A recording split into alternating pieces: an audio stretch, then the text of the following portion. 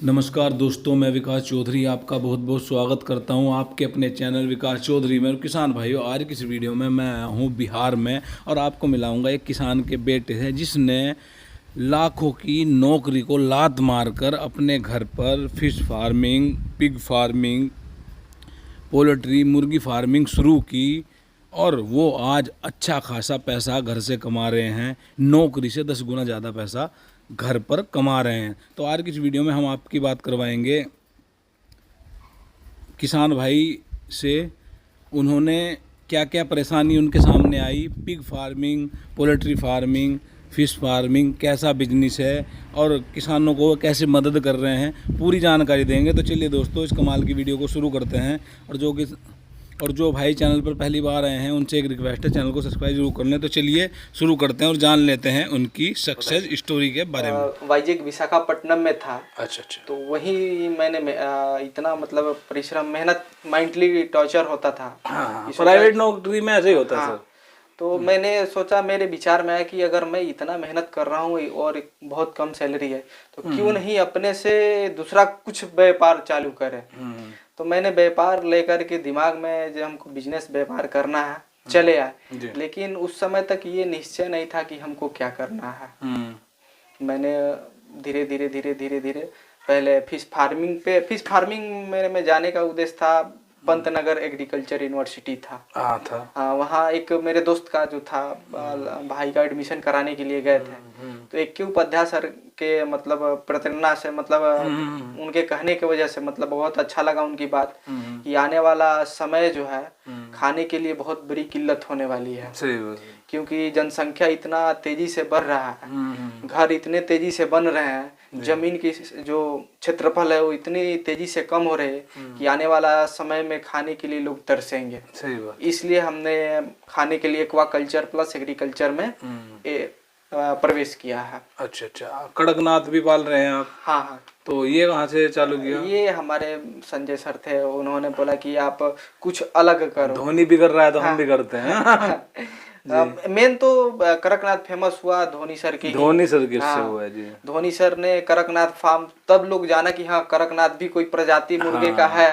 फिर हम लोग को भी ध्यान में आया कि हाँ कड़कनाथ, तो इस क्षेत्र में पहले ऐसे व्यक्ति हम थे जो कि कड़कनाथ की खेती किए, मतलब पाले उसको। और उसके डीएम सर थे, जो नवल किशोर सर थे, जो उन्होंने मतलब अपना प्रोत्साहन भी किया, हाँ, सम्मानित भी किया किसान मेले में कि हाँ बहुत अच्छा आपने किया, बहुत अलग प्रकार के सामान, मतलब अलग प्रकार की खेती करके युवाओं के बीच आए आप, इससे बहुत रोजगार बढ़ेगा। अच्छा प्रकाश जी, कितना टाइम हो गया? लगभग 2017 से हम इस क्षेत्र में 19, 20, 21, 22, मतलब 5 साल हो गए। 5 साल हो गए। अब बात करें कमाई की, कितना हो जाता है महीने का या सीजन का या साल का बोले तो? देखिए, पहला सीजन हमारे लिए 20 से 25 हजार रुपया, 2017 में 20 से 25 हजार रुपया कमाए थे हम। अच्छा अच्छा अच्छा। उसी पैसे को मैंने लेकर के लीज पे तालाब पौंड ले लिया। उस पौंड को लीज पे लेकर के और धीरे धीरे धीरे धीरे करते करते आज लगभग साल का मतलब सब कुछ लेकर के 20-22 लाख रुपया के हो जाता है। नौकरी से कहीं बेहतर हो, बहुत ज्यादा बेहतर है। मतलब मैंने कभी सोचा नहीं था कि इस मुकाम पे मैं ऐसे जा करके इतने मतलब संघर्ष करके पहुंच पाऊंगा। अभी मतलब मेरे हिसाब से अभी तो 10% भी नहीं आया है। अच्छा, अभी और आगे तक जाना है मुझे। सबसे बड़ी बात, अपने परिवार में, अपने बच्चों में और अपने माँ बाप के बीच रहो। हाँ, सबसे बड़ी बात है कि हमारे क्षेत्र में क्या होता है, सामाजिक होते हैं, सामाजिक काम। जैसे मान लीजिए शादी विवाह होते हैं तो हमारे देहात में क्या होता है, अगर आप नहीं जाओगे तो आपके घर में कोई फंक्शन में नहीं आएगा। अब सब लोग शहर ही रहने लगेंगे तो गांव देहात में कैसे होगा। मान लीजिए कोई घर पे अगर सब कोई बाहर ही रहे, घर परिवार में तबीयत खराब हो जाए तब क्या होगा। तो उसके लिए भी चाहिए। तो ये सब सोच करके मैंने गांव में रहने का निर्णय लिया और गांव को एक बिजनेस व्यापार करने का जरिया बनाने का प्रयत्न कर रहा हूँ। अच्छा अच्छा। अब बात करते हैं फिश फार्मिंग की।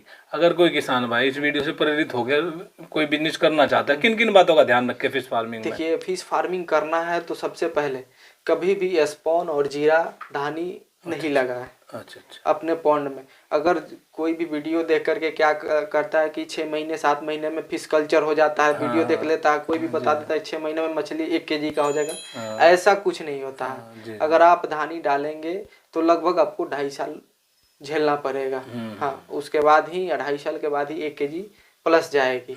अगर आप 100 ग्राम 150 ग्राम का बच्चा डालते हैं तो 1 केजी 6 से 7 महीना में चला जाता है। हाँ, पंगासियस का भी सेम रेशियो। पंगासियस लगभग 1 साल बच्चा तैयार होने में लगता है और 4 से 5 महीना बच्चे से उसको मतलब एडल्ट होने में लगता है। अच्छा, अब आप कौन सी प्रजाति पाल रहे देखिए, हैं? हम अभी IMC पाल रहे हैं। अच्छा। उसके बाद आपका चाइना हो गया, जिसको कमल काट कहते हैं। हाँ। ग्रास हो गया।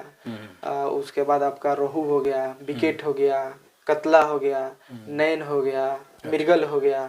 ये सब का हम अभी खेती कर रहे हैं। अच्छा। और मछली पालन में अगर कोई विशेष ध्यान दे, अगर कोई यूट्यूब देख करके पंगासियस का खेती ना करे।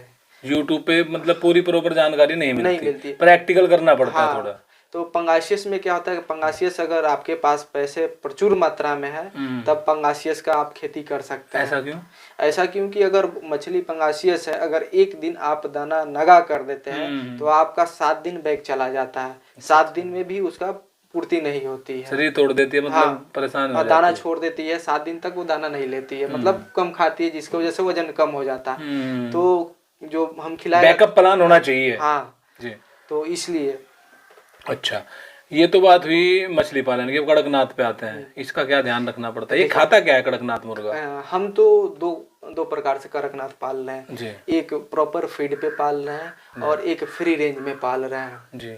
दोनों वीडियो आप देखिएगा तो पता चल जाएगा। फ्री रेंज और मतलब फीड बताइए। फ्री रेंज में जैसे होता है कि घास उस लगा रहता है, उसमें जैसे गौशाला का गोबर रहता है, उसमें का कीड़े मकोड़ा खा लेता है। फ्री रेंज होता है, सब्जी हो जाता है, सब्जी का वेस्टेज हो जाता है, फल का वेस्टेज हो जाता है, होटल वेस्टेज। हाँ नहीं, होटल का वेस्टेज तो अभी हम इधर कोई नहीं है तो इसलिए नहीं लगता, लेकिन जो आसपास है तो वो भी खिला सकते हैं। हाँ, तो उसमें क्या होता है, हमारा फीड कॉस्टिंग कम हो जाता है फीड वाला, तो उसमें प्रॉफिट ज्यादा। फीड बहुत महंगा हो गया आजकल। फीड जैसे अभी स्टार्टिंग में जो खिलाते हैं तो आपका 2550 का आता है 50 kg जी। हाँ, वो प्री स्टार्टर होता है, उसके बाद स्टार्टर होता है, उसके बाद फिनिशर होता है, उसके बाद लेयर खिलाया जाता है जो फीडिंग पे किया जाता है उसका।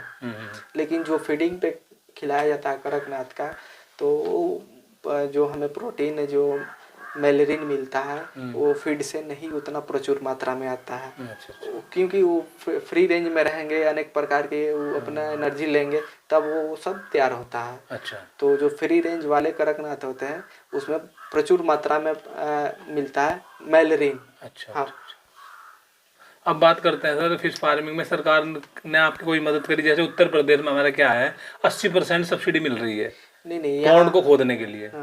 यहाँ तो केवल दिखाने के लिए है, कहने के लिए है बिहार सरकार गवर्नमेंट के पास जो इतना सब्सिडी मिलेगा, ये कीजिएगा, लेकिन जब आप काम करवा करके जाइएगा, पौंड खुदवा करके या उनके पास दौड़िएगा, तब तक पता चलेगा आपका 2 साल इसी में लग गया। कोई विभाग से कुछ होने वाला नहीं है। मैंने खुद मेरा फीड मिल भी लगाया था, लेकिन उसको भी ऐसे ही आसपास दौड़ाते दौड़ाते खत्म हो गया। बिहार सरकार सपोर्टेड नहीं अगर बिहार में रह करके ये कहना चाहता है कि हम सरकार से सब्सिडी लेकर के धंधा करना चाहते हैं, तो ये अपने दिमाग से सबको ही निकाल दें। हाँ। नहीं होगा, नहीं होने वाला। यूपी सरकार क्या है ना, 80% दे रही है और एकदम मिलता है। यूपी सरकार का बात ही छोड़िए, यूपी सरकार बहुत आगे है हमारे बिहार से। अच्छा ठीक है। तो मतलब अपने पैसे। अब बात करें खर्चे की, कम से कम कितनी लागत में करें शुरू में? देखिए, शुरू में हम तो स्टार्टिंग किए थे, मतलब 12 से 15 हजार रुपया लगा करके उसको घेरने के लिए, ताकि जो कुत्ता होते हैं, सियार होते हैं, बिलाई होते हैं, वो अटैक करके हमारा नुकसान ना करा। सबसे पहले बात ये ध्यान देना चाहिए कि हमारा सेफ्टी होना चाहिए मुर्गा मुर्गी का, अगर फ्री रेंज में करते हैं तो। नहीं तो अगर पाल लिए पोस लिए, बाद में अटैक कर दिया, मार दिया, तो नुकसान हो जाएगा। तो इसलिए सबसे पहले काम करे, उसको स्ट्रक्चर तैयार कर ले। दूसरा, कम से कम 100-200 के आसपास ला करके पहले उसको देखे जो कौन सा हमारे क्षेत्र में बीमारी हो रहा है, कौन सा नहीं हो रहा है, क्या हमारा परेशानी आ रहा है, कैसे क्या होता है, उस पे सीखे। नहीं तो क्या होता है, वीडियो देखे, पैसे है, बच्चा ला लिए, एक बार होने लगा, बर्बाद हो जाएंगे। सही बात। हाँ, तो इसलिए। चलिए, अब मार्केटिंग की बात करें तो मार्केटिंग कैसे करते हैं? देखिए, हाँ, मार्केटिंग आपने बहुत अच्छा प्रश्न उठाया। हमारे बिहार में बहुत मार्केटिंग का दिक्कत है। हाँ। लेकिन हम कहते हैं आपके यूट्यूब के माध्यम से, जो भी ये चैनल ये वीडियो देख रहे हैं, हमसे संपर्क करें, हम उनका मार्केट जितने भी सोनाली मुर्गी है, सोनाली कड़कनाथ का नहीं बोलेंगे, सोनाली जितने भी होंगे उसको मैं खुद परचेज खरीद लूंगा।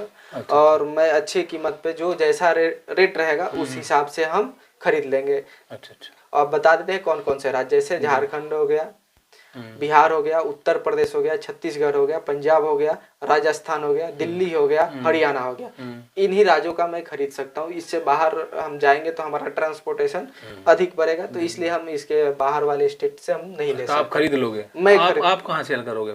मेरे पास मार्केट है। मार्केट है आपके पास? अच्छा, ये सीक्रेट है ये। हाँ सही बात है, चलिए सही है। अगर किन्हीं भाइयों को दिक्कत होता होगा बेचने में, जैसे बहुत सारे किसान होते हैं जिनको पता ये नहीं चलता है कि हाँ हमने तो तैयार कर लिया, अब मार्केट कहाँ ले जा करके हम बेचे, तो हमसे डायरेक्ट संपर्क कर सकते हैं। मैं एनी टाइम एनी समय उनसे बात करने के लिए तैयार है और उनका माल खरीदने के लिए तो एक अपना आप कॉन्टेक्ट नंबर बता दो। हाँ, मेरा कॉन्टेक्ट नंबर नोट कर लीजिए, 8226930040। ये मेरा कांटेक्ट नंबर है और व्हाट्सअप नंबर है। जिन भी भाइयों को अगर हमसे संपर्क करना हो कर सकते हैं। और साथ में ही बता देते हैं, अगर सोनाली का बच्चा भी अगर चाहिए हमसे तो बहुत ही कम दरों पे हम देते हैं। 20 रुपया प्रति बच्चा मतलब एक दिन का देते हैं, प्लस ट्रांसपोर्टेशन खर्च लेते हैं। कड़कनाथ का बच्चा हम मतलब 45 रुपया से लेकर के अब जो रेट रहता है हाईएस्ट, मतलब जैसे जैसे जाता है कम ज्यादा होते रहता है, मतलब मिनिमम 45 तक हम दे सकते हैं, प्लस ट्रांसपोर्टेशन खर्च मेरा एक्स्ट्रा रहेगा। चलिए बहुत बढ़िया जानकारी दी सर आपने। अब हमें अंत में बताइए, जैसे कि आप भी जानते हैं हम भी जानते हैं, बिहार के जो युवा हैं गांव छोड़कर 10-10 हज़ार 5-5 हज़ार रुपए की नौकरी के लिए शहरों में भटकते हैं, ठीक है, मानते हैं आप बेरोजगारी है, तो उनके लिए क्या कहना चाहोगे? देखिए, सबसे पहले हम बताते हैं कि अगर ये युवा दिमाग में बैठा ले कि हम 12,000 बाहर कमाते हैं, वही अगर 25,000 रुपया वो लगा देते हैं, 25,000 अपना इन्वेस्ट कर देते हैं, तो खूब आराम से महीने का वो 15 से 16,000 रुपया घर पे बैठ के कमा सकता है। जैसे मैंने एक छोटा सा प्लांट ठहरा किया था 35,000 में, डोना पेपर मिल का, मैंने डोना वाला स्टार्ट किया था, सबसे पहले वही मैंने स्टार्ट किया, तो उससे भी पैसे कमा सकते हैं। और जिनके पास अगर जमीन है और नहीं भी है तो लीज पे लेकर के, सबसे बेस्ट मेरे लिए सजेशन है कि मछली पालन करें, क्योंकि मछली पालन में बहुत रेयर केस में लॉस जाता है। सही बात है, अगर कोई पॉइजन डालता है तभी लॉस जाता है, नहीं तो ऐसे उनको एक बार अगर लग गया, बढ़िया से मछली लग गई तो उनकी बल्ले बल्ले सोचनी नहीं पड़ती। और सबसे बड़ी बात, मार्केट की यहाँ दिक्कत नहीं है, पूरा बिहार मछली बिकती है। सोना नहीं बिकेगा लेकिन मछली बिक जाएगी, क्योंकि हमारी बिहार में और उत्तर प्रदेश में आंध्र प्रदेश से मछली तैयार करके आते हैं। सही बात। हमने पता किया था, वो लोग कलकत्ता से बीज ले जाते हैं, कलकत्ता से बीज ले जा करके अपने यहाँ खेती करते हैं, और वो लोग खेती करके 80 से 85 रुपया बेच देते हैं। तो हम लोग क्यों नहीं यहाँ खेती करके, उससे मतलब ट्रांसपोर्ट बचेगा, प्लस जिंदा मछली के जो भी बहुत लोग डिमांड करते हैं कि हमको जिंदा मछली चाहिए। चलिए सर, आपने बहुत बढ़िया जानकारी दी, आपका बहुत बहुत धन्यवाद।